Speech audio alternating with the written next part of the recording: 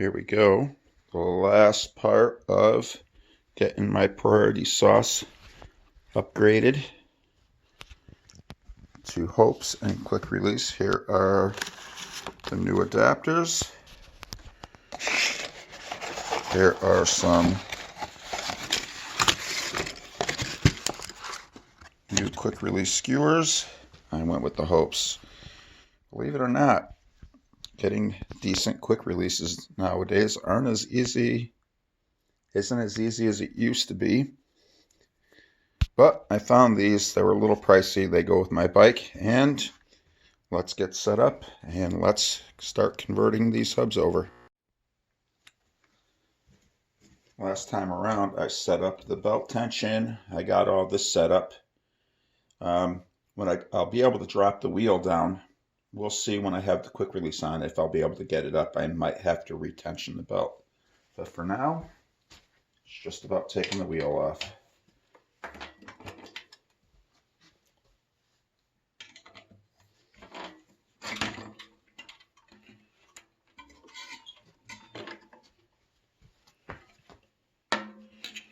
Last time around, I made sure that this was going to be just hand tight so I can get it off, and that worked out. Right now, it's just a matter of taking off, I should say unthreading that, and we need to take the lock ring here off. Spacers, so I just got to remember which ones are where. Two silver ones on the bottom. I will stack them over here in the same way they were on.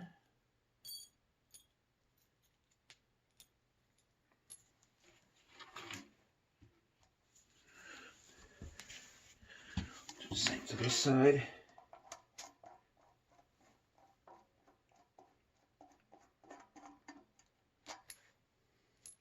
I should be able to pull these out with my hands, but I think I might need a pair of pliers.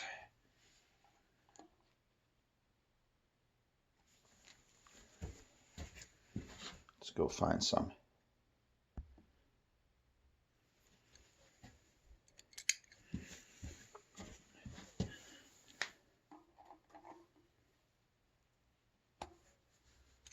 There's one.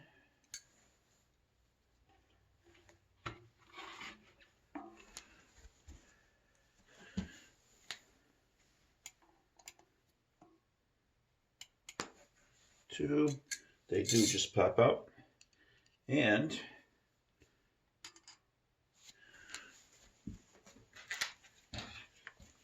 here is the new kit in a nice little Ziploc bag, but I will just cut it.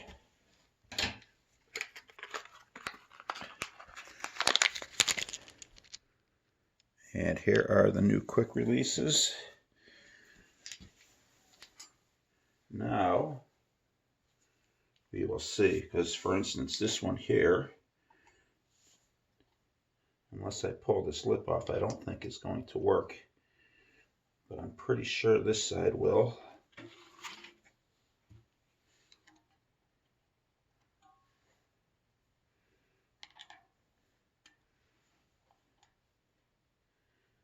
I'm not sure which side goes on what, but I doubt that this is correct because it's a little bit too wide for there.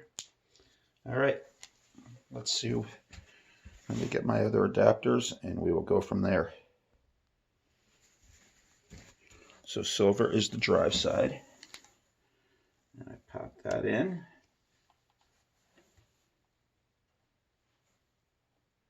Looks like it's sitting down all the way.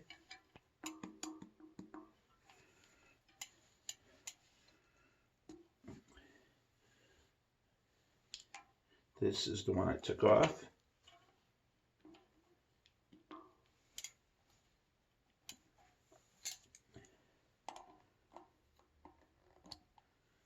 Up, down.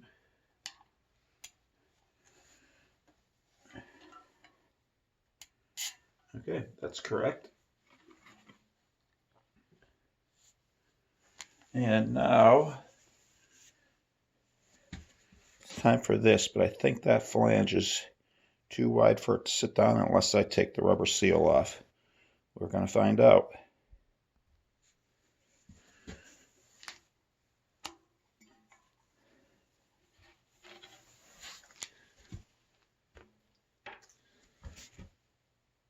There you go. Quick release adapters are in.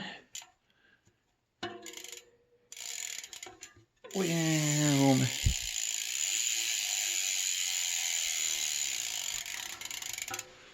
Okay, time to get the cog back on.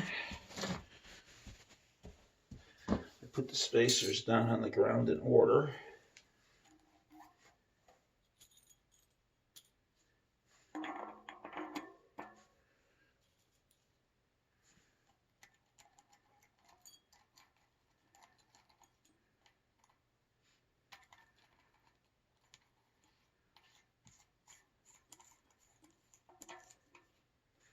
All right, time for the lock ring tool.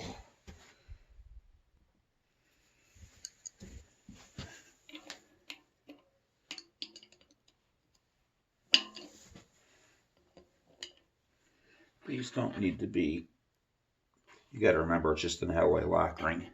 I mean, you really could crank it down, but I got it really tight. But it says 40 Newton meters, but I don't know how tight that is, but I feel what I got is tight enough. All right, let's get it set on the wheel, set on the bike. All right, first thing I'm going to do is just a little pre-prep. These skewers have the brass cam ride, I don't know what else you call it, washer, thrust washer, I don't know. But because it's metal on metal, I'm just going to take just a little bit of grease. Not a whole ton, just a little on both of these riding areas. The advantage to the metal over the nylon or plastic ones that come on most quick releases, one, longevity. Those plastic ones do squish out and people's wheels do come loose. And where the threads are, I will also put just a little bit of grease on that.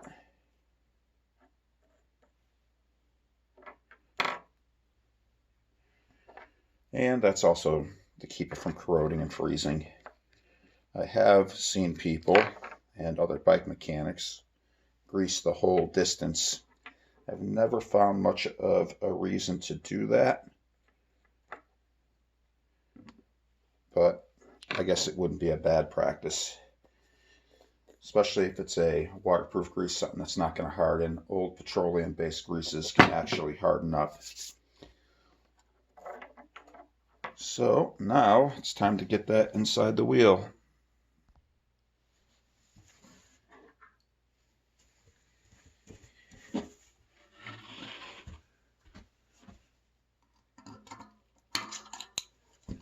Get that through there. The spring goes with the narrow side. I don't know if this camera's picking it up. Towards the inside.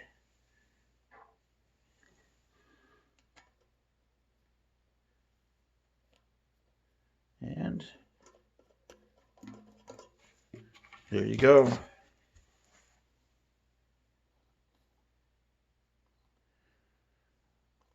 And let's get it on the bike. This is either going to go super easy or going to be a pain in the butt since I have it all tensioned. We will find out. Because it's a belt, if it was a bicycle chain, you put this on, you would pedal the chain onto the cog. Everything would be fine. With a belt, you're not supposed to do that. So you got to make sure that the belt is on the cogs all the way.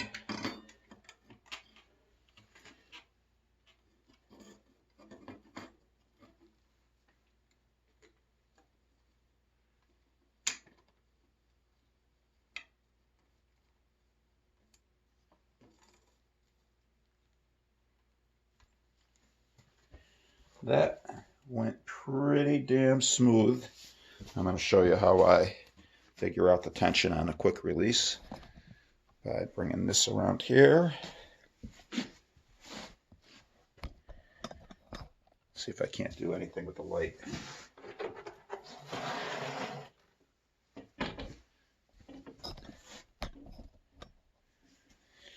What I like to do is, there we go. I'll tighten the drive side until this starts catching just about straight out there, and then I will cam over. And that is enough force to get it nice and tight and hold on the wheel. A lot of people will cam it over this direction. I'm fine with that. Some people cam it into here. But when customers come in and the arm is against the frame here or here and you can't get your hand behind it, then I have issues and then I complain and bitch and moan. I'm going to put a little bit more tension.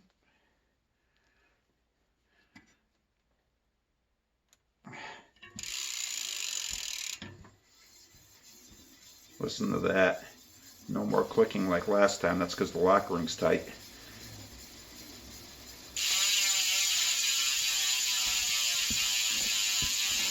That is beautiful.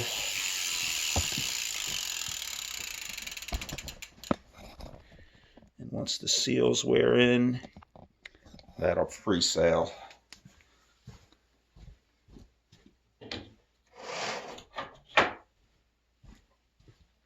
All right, let's get the front one in. I'm going to do a little bit of a cheater move because I know I have the wheel set where I want. So what I'm going to do is I'm going to lock down the front brake with a rubber band here.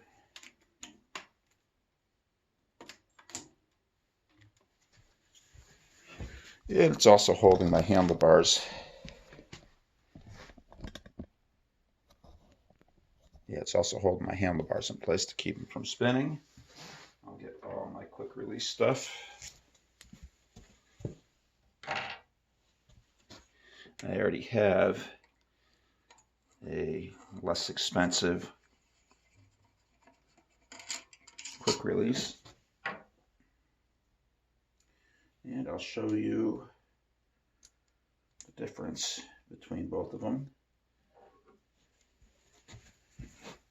This one has got, focus, well, it's rusty, but it's got a nylon half moon circle, and they do work. You just got to make sure to keep them tight. As where this one's got the nice machined brass. And there we go, back in focus. Just nicer quality. Is it worth the extra money to get a whole quick release? Probably not. They both function the same, but when you want nice stuff, you get nice stuff.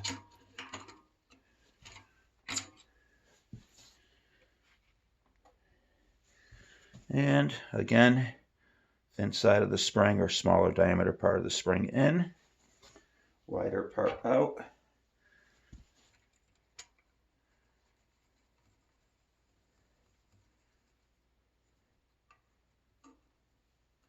And I'll show you the same thing over here.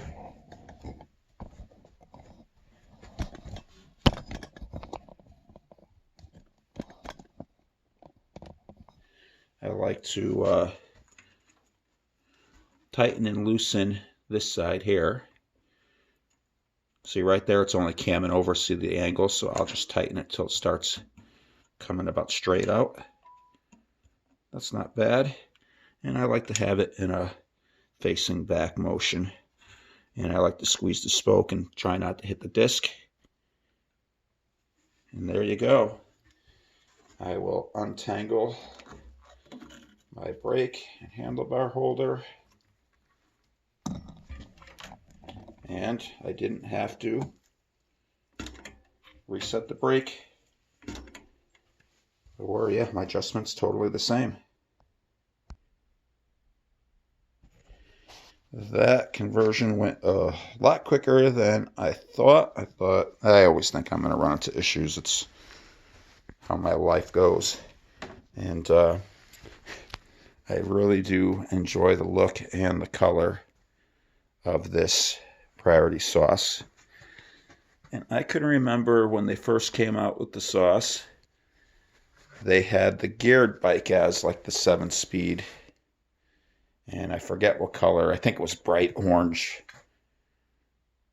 I forget what the colors were, but I remember asking the guy, I said, hey, you make it in the green color, make a single speed in the green color, and I'll buy one. And granted, it took me a year or two longer, but I went ahead and did it. And yeah, I'm really happy with the whole rest of the specs on this bike.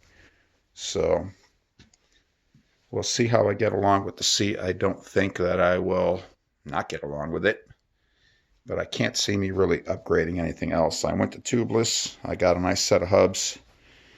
The cranks are Gates branded, square taper. Just from pedaling it around here, the bike does feel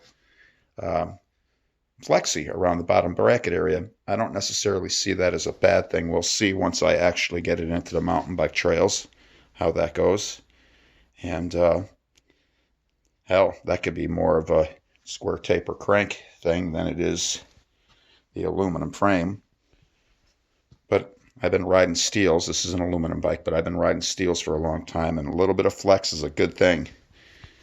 Well, hopefully you like what you see. Ask questions, leave comments, subscribe, all that good stuff. Thanks for watching.